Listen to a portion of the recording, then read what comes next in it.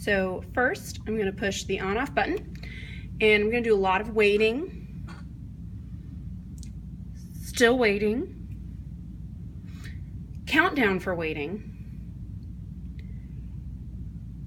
And that 0.00 needs to show up. Now, I know you want to get impatient, but you need to wait for that to show up or else your balance is going to go crazy on you.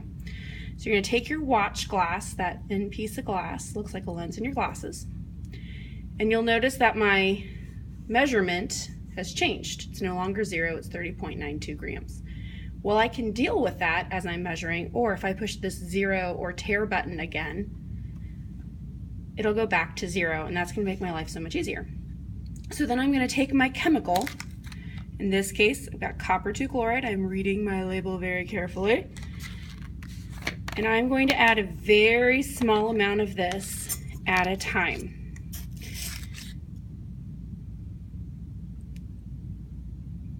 Very small amounts, because you'd be surprised just how little a gram can be. Okay? And then when I'm done, I'm going to lift this up and take it wherever I need it to be. And I'm always going to make sure that I push the off button, hold it down just like you do for a cell phone, to turn my balance off when I'm done.